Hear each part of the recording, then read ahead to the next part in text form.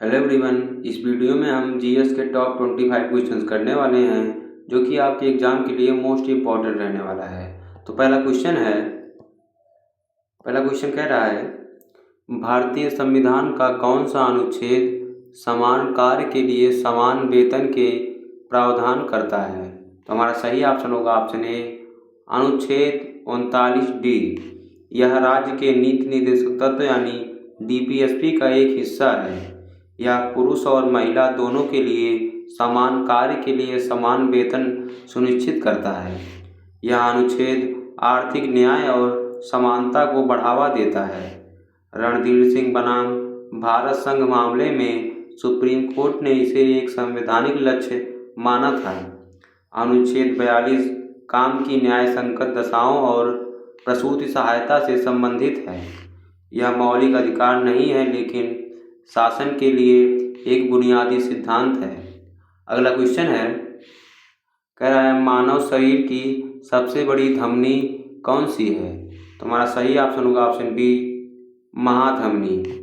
महाधमनी सीधे हृदय के बाएं निलय यानी लेफ्ट वेंट्रिकल से जुड़ी होती है। यह पूरे शरीर के अंगों तक ऑक्सीजन युक्त रक्त पहुंचाती है। इसकी दीवारें बहुत मोटी और लचीली होती हैं ताकि उच्च रक्तचाप को सह सके। वेना कावा शरीर की सबसे बड़ी शिरा यानी वेन होती है। फुफ्फुस धमनी एकमात्र ऐसी धमनी है जो अशुद्ध रक्त ले जाती है।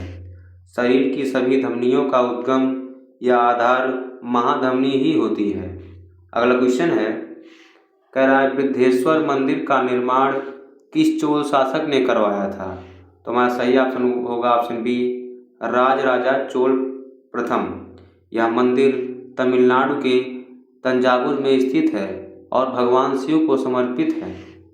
इसे 1010 ईस्वी में पूरा किया गया था और यह पूरी तरह से ग्रेनाइट से बना है। इसके शिखर यानी विमान की ऊंचाई लगभग 66 मीटर है। मंदिर के शिखर के ऊपर स्थित कुंभम यानी कलश का वजन 80 टन है जिसे एक ही पत्थर से तराशा गया है। यहाँ स्थित नंदी की प्रतिमा भारत की दूसरी सबसे बड़ी नंदी प्रतिमा है। इसे राजराजेश्वर मंदिर भी कहा जाता है और यह यूनेस्को विश्व धरोहर स्थल है। अगला क्वेश्चन है, कह रहा है सौरमंडल का सबसे ऊंचा पर्वत किस ग्रह पर स्थित है? तो हमारा सही ऑप्शन होगा ऑप्शन बी, मंगल यानी मार्स। ओलंपस मांस एक विशाल शील्ड ज्वालामुखी है। इसकी ऊंचाई लगभग 25 किलोमीटर है जो माउंट एवरेस्ट से लगभग 3 गुनी अधिक है। इसका आधार लगभग फ्रांस देश के क्षेत्रफल के बराबर बड़ा है। मंगल पर सौरमंडल की सबसे गहरी और लंबी घाटी वैलेस मैरिनेरिस भी स्थित है। मंगल को अपनी धुरी पर एक बार घूमने में 24.6 घंटे लगते हैं जो पृथ्वी के समान है। नासा का सर्विलेंस रोवर वर्तमान में मंगल की सतह पर शोध कर रहा है। अगला क्वेश्चन है, कह रहा है तैमूर लंग ने किस वर्ष भारत यानी दिल्ली पर आक्रमण किया था? तो हमारा सही ऑप्शन होगा ऑप्शन बी, 1398। उस समय दिल्ली पर तुगलक वंश के सुल्तान नासिरुद्दीन महमूद शाह का शासन था। तैमूर लंग समरकंद जो मध्य एशिया का एक क्रूर मंगोल आक्रांता था। इस आक्रमण ने तुगलक वंश की शक्ति को पूरी तरह नष्ट कर दिया। तैमूर ने जाने के बाद खिज्र खां ने दिल्ली में सैयद वंश की स्थापना की थी। तैमूर खुद को ईश्वर का प्रकोप कहता था और उसने दिल्ली में भीषण कत्लेआम मचाया था। तैमूर प्रसिद्ध मुगल शासक बाबर का पूर्वज भी था। अगला क्वेश्चन है, कह रहा है जिम कॉर्बेट राष्ट्रीय उद्यान का नया नाम क्या रखा गया है? तो हमारा सही ऑप्शन होगा ऑप्शन बी, रामगंगा राष्ट्रीय उद्यान। यह भारत का सबसे पुराना राष्ट्रीय उद्यान है जिसे 1936 में स्थापित किया गया था। स्थापना के समय इसका नाम हेली नेशनल पार्क था। यह उत्तराखंड के नैनीताल जिले में स्थित है। 1973 में प्रोजेक्ट टाइगर की शुरुआत सबसे पहले इसी उद्यान से हुई थी।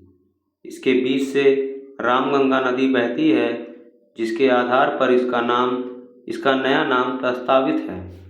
यह बंगाल टाइगर के संरक्षण के लिए विश्व प्रसिद्ध है। अगला क्वेश्चन है, कह रहा है प्रकाश संश्लेषण के दौरान कौन सी गैस उप उत्पाद के रूप में निकलती है? तो हमारा सही ऑप्शन होगा ऑप्शन बी, ऑक्सीजन। यानी ऑक्सीजन बाई प्रोडक्ट के रूप में निकलती है प्रकाश संश्लेषण में। पौधे सूर्य के प्रकाश, जल और CO2 का उपयोग करके अपना भोजन यानी ग्लूकोज बनाते हैं। यह प्रक्रिया मुख्य रूप से पत्तियों के क्लोरोप्लास्ट में होती है। ऑक्सीजन गैस जल के अणुओं के टूटने से उत्पन्न होती है। क्लोरोफिल में मैग्नीशियम धातु पाई जाती है।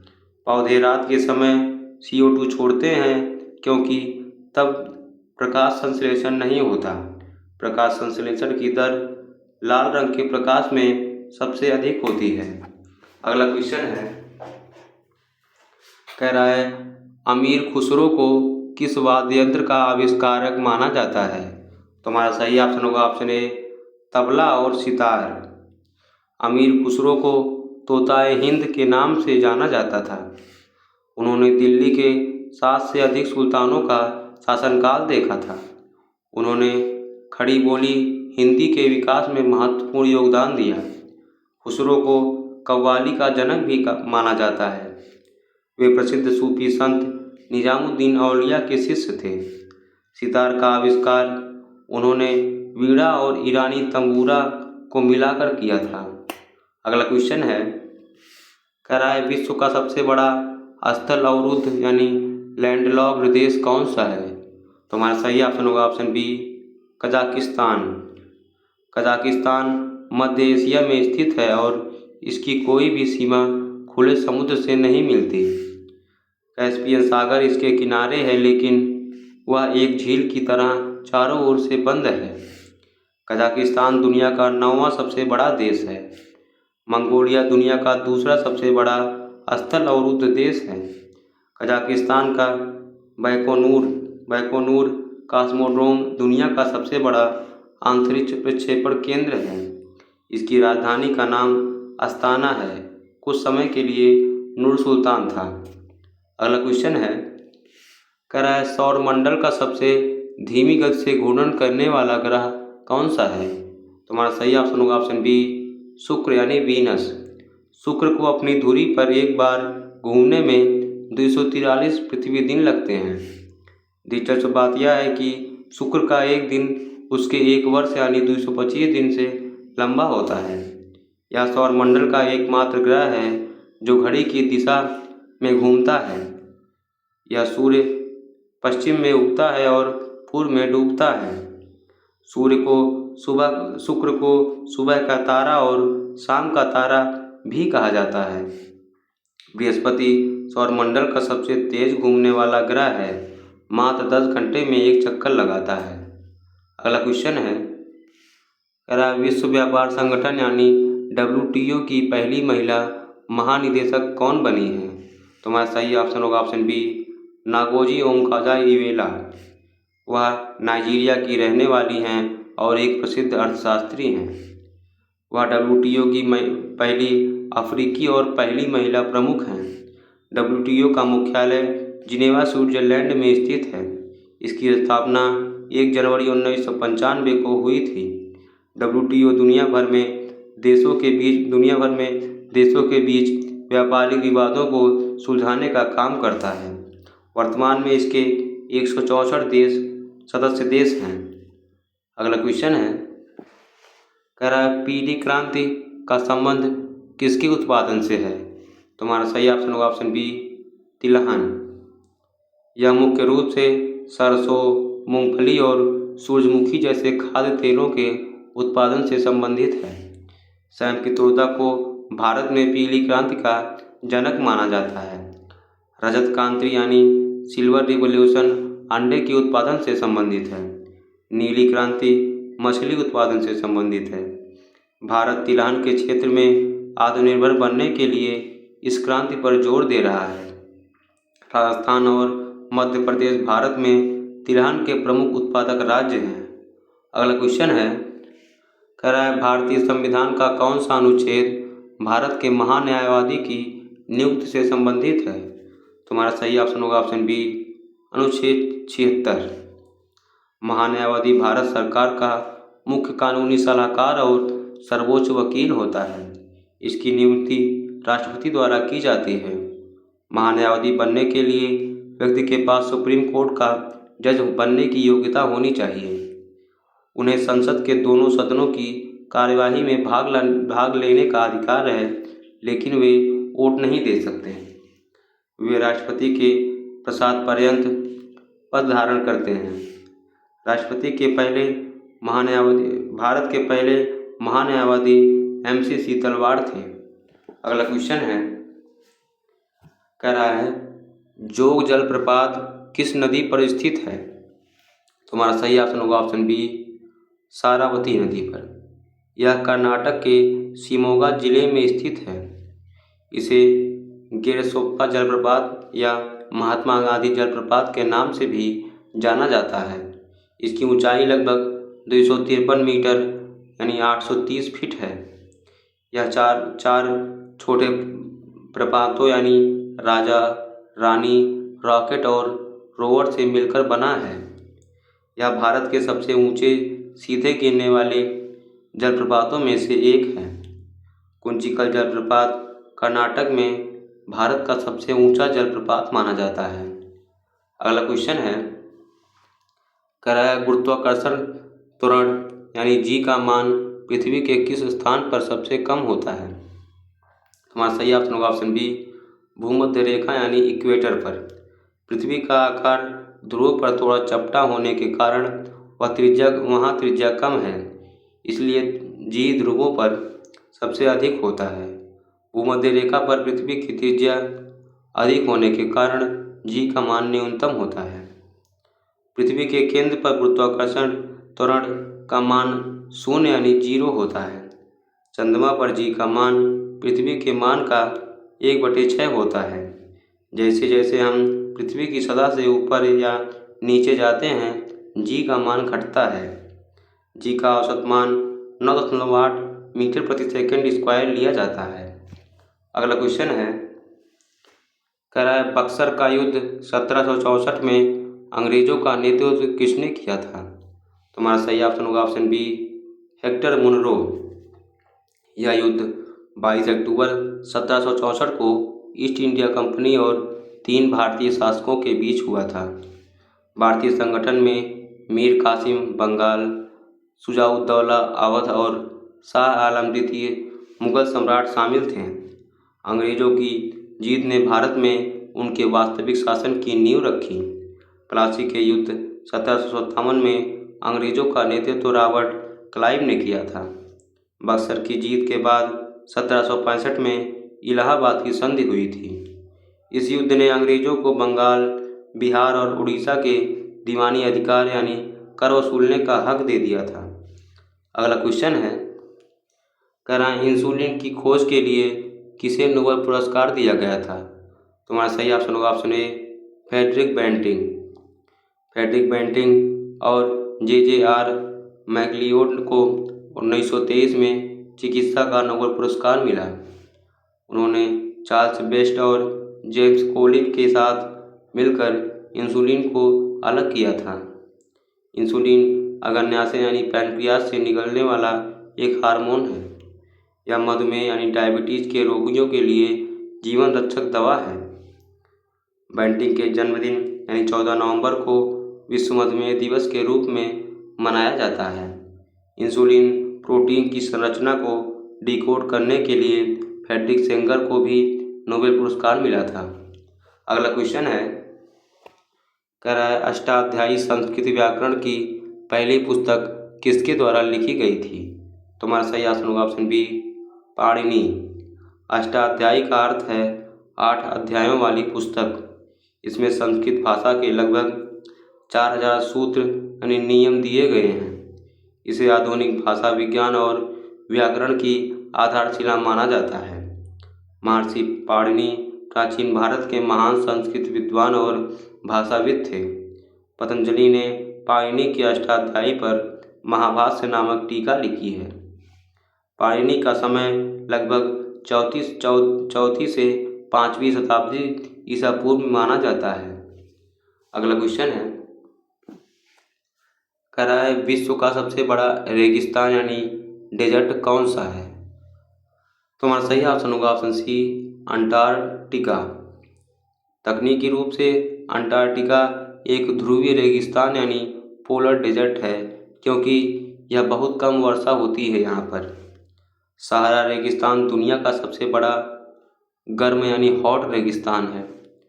अंटार्कटिका पूरी तरह बर्फ से ढका हुआ है और यह दुनिया का सबसे ठंडा स्थान है। थार रेगिस्तान भारत और पाकिस्तान के बीच स्थित दुनिया का सबसे अधिक आबादी वाला रेगिस्तान है। गोबी रेगिस्तान चीन और मंगोलिया में स्थित एक ठंडा रेगिस्तान है। कालाहारी रेगिस्तान अफ्रीका के दक्षिणी भाग में स्थित है। अगला क्वेश्चन है, कह रहा है निर्वाचन आयोग यानी इलेक्शन कमीशन का उल्लेख संविधान के किस भाग में है? तो हमारा सही ऑप्शन होगा ऑप्शन बी, भाग 15। इसका उल्लेख अनुच्छेद 324 से 329 तक किया गया है। भारत निर्वाचन आयोग की स्थापना 25 जनवरी 1950 को हुई थी। इसी दिन को राष्ट्रीय मतदाता दिवस के रूप में मनाया जाता है। आयोग में एक मुख्य चुनाव आयुक्त और 2 अन्य चुनाव आयुक्त होते हैं। इनकी नियुक्ति भारत के राष्ट्रपति द्वारा की जाती है। सुकुमार सेन भारत के पहले मुख्य चुनाव आयुक्त थे। अगला क्वेश्चन है, कह रहा है कुचिपुड़ी शास्त्रीय नृत्य का जन्म किस राज्य में हुआ था? तो हमारा सही ऑप्शन होगा ऑप्शन बी, आंध्र प्रदेश। इसका नाम आंध्र प्रदेश के कुचेलपुरम नामक गांव के नाम पर पड़ा है। यह नृत्य गीत और नृत्य दोनों का एक अनूठा संगम है। पीतल की थाली के किनारों पर नृत्य करने की इसकी एक अनूठी विशेषता है। यामिनी कृष्णमूर्ति और राजा राधा रेड्डी इस नृत्य के प्रसिद्ध कलाकार हैं। इसमें भगवत पुराण की कथाओं को नृत्य के माध्यम से दर्शाया जाता है। यह नृत्य पुरुषों और महिलाओं दोनों द्वारा किया जाता है। अगला क्वेश्चन है, कह रहा है भारत में हरित क्रांति यानी ग्रीन रेवोल्यूशन का जनक किसे कहा जाता है? तो हमारा सही ऑप्शन होगा ऑप्शन बी, MS स्वामीनाथन। हरित क्रांति की शुरुआत भारत में 1960 के दशक के मध्य में हुई थी। इसका मुख्य उद्देश्य उच्च उपज वाली किस्म के बीज का उपयोग करके अनाज उत्पादन करना था। HYV मतलब हाई यील्डिंग वैरायटीज। हरित क्रांति से सबसे अधिक लाभ गेहूं और चावल की फसल को हुआ। नॉर्मन बोरलॉग को विश्व में हरित क्रांति का जनक माना जाता है। डॉक्टर वर्गीज कुरियन को भारत में श्वेत क्रांति यानी व्हाइट रिवॉल्यूशन का जनक कहा जाता है। पंजाब, हरियाणा और पश्चिमी उत्तर प्रदेश इस क्रांति के केंद्र थे। अगला क्वेश्चन है, कह रहा है पित्तरस का निर्माण शरीर के किस अंग में होता है? तुम्हारा सही ऑप्शन होगा ऑप्शन बी, यकृत यानी लीवर। पित्तरस का निर्माण यकृत में होता है, लेकिन यह संचित पित्ताशय में होता है। पित्तरस में कोई एंजाइम नहीं होता, फिर भी यह पाचन के लिए बहुत जरूरी है। यह वसा के पायसीकरण यानी इमल्सिफिकेशन में मदद करता है। यह भोजन के अम्लीय माध्यम को क्षारीय यानी अल्कलाइन में बना देता है। पित्तरस में बिलिरुबिन और बिलिवरिडिन नामक वर्णक होते हैं। पीलिया रोग में रक्त में पित्तवर्णों की मात्रा बढ़ जाती है। अगला क्वेश्चन है, कह रहा है भारतीय राष्ट्रीय कांग्रेस के 1924 के बेलगांव अधिवेशन की अध्यक्षता किसने की थी? तो हमारा सही ऑप्शन होगा ऑप्शन बी, महात्मा गांधी। यह एकमात्र कांग्रेस अधिवेशन था जिसकी अध्यक्षता महात्मा गांधी ने की थी। बेलगांव वर्तमान में कर्नाटक राज्य में स्थित है। इस अधिवेशन में गांधी जी ने अस्पृश्यता के अंत और चरखे के महत्व पर जोर दिया था। यहीं पर स्वराज पार्टी के साथ गांधी जी का समझौता हुआ था। यह कांग्रेस का 39वां वार्षिक अधिवेशन था। 1925 के अगले अधिवेशन यानी कानपुर के अधिवेशन की अध्यक्षता सरोजिनी नायडू ने की थी। अगला क्वेश्चन है, कह रहा है पुलित्जर पुरस्कार किस क्षेत्र में उत्कृष्ट कार्य के लिए दिया जाता है? तुम्हारा सही ऑप्शन होगा ऑप्शन बी, पत्रकारिता और साहित्य। इसकी स्थापना 1917 में जोसेफ पुलित्जर के नाम पर की गई थी। यह संयुक्त राज्य अमेरिका का एक बहुत ही प्रतिष्ठित पुरस्कार है। यह कोलंबिया विश्वविद्यालय द्वारा प्रशासित किया जाता है। यह पत्रकारिता के साथ साथ संगीत रचना और ऑनलाइन पत्रकारिता के लिए भी दिया जाता है। गोविंद बिहारी लाल पुलित्जर पुरस्कार जीतने वाले पहले भारतीय 1937 में बने थे। 2022 में दानिश सिद्दीकी को मरणोपरांत फोटोग्राफी के लिए यह पुरस्कार मिला था। तो ये आपका होमवर्क, जिसका आंसर आपको कमेंट बॉक्स में देना है। अगर वीडियो पसंद आई वीडियो को लाइक करें और चैनल को सब्सक्राइब करना ना भूलें।